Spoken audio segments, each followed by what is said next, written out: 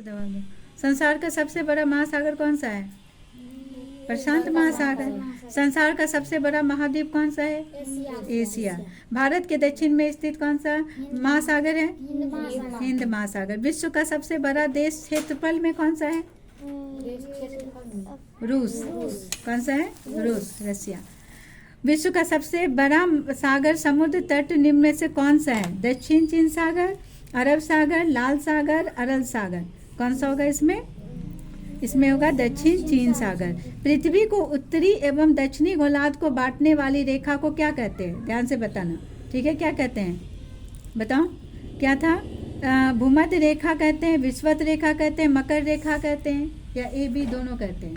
विषुवत रेखा ही ना दो पार्ट में बांटती है ना? तो भूमध्य रेखा भी विषुवत रेखा को ही कहते हैं, तो विषुवत रेखा और भूमध्य रेखा दोनों होगा। 23.5 डिग्री उत्तरी अक्षांश को क्या कहा जाता है? 23.5 डिग्री उत्तरी अक्षांश को क्या कहा जाता है? बताओ, अभी बताई थी। कर्क रेखा। और 23.5 डिग्री दक्षिणी अक्षांश को क्या कहा जाता है? मकर रेखा। ठीक है।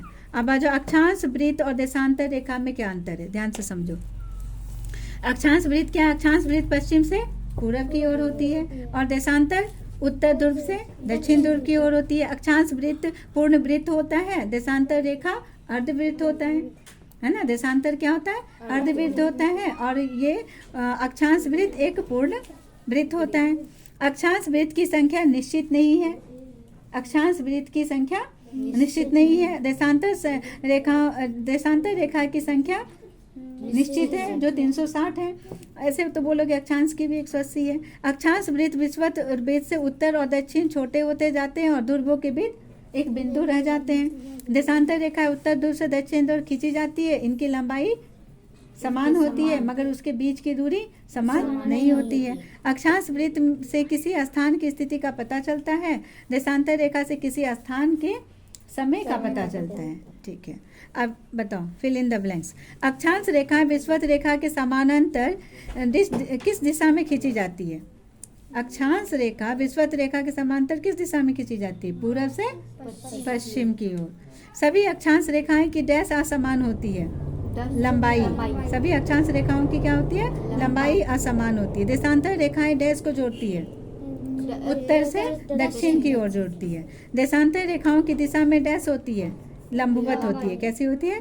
अंतरराष्ट्रीय तिथि रेखा को 180 डिग्री देशांतर रेखा कहते हैं। 180 डिग्री देशांतर रेखा को अंतरराष्ट्रीय तिथि रेखा भी कहा जाता है। प्रधान मध्याह्न रेखा डैश को कहते हैं, 0 डिग्री देशांतर रेखा को कहते हैं। देशांतर से किसी देश के डैश का ज्ञान मिलता है, स्थानीय समय का ज्ञान मिलता है। चलो स्तंभों का मिलान करो। प्रधान मध्याह्न क्या होता है? 0 डिग्री देशांतर। प्रधान मध्याह्न क्या होगा? 0 डिग्री देशांतर। अंतरराष्ट्रीय तिथि रेखा क्या होगा? अंतरराष्ट्रीय तिथि रेखा तुम्हारा हो जाएगा 180 डिग्री। मकर रेखा और कर्क रेखा के बीच के क्षेत्र को क्या कहते हैं? मकर रेखा और कर्क रेखा के बीच के क्षेत्र को उष्णकटिबंधीय कहते हैं। क्या बोलते हैं? उष्णकटिबंधीय। उत्तरी ध्रुव और वृत्त और दक्षिणी ध्रुव के वृत्त का क्षेत्र है क्या है? शीतोष्ण कटिबंधीय। उत्तरी ध्रुव तथा दक्षिणी ध्रुव क्षेत्र है शीत कटिबंधीय। कौन सा होगा? शीत। और अक्षांश भूमध्य रेखीय वृत्त एवं किसी स्थान के बीच बनने वाले कोण को कहते हैं।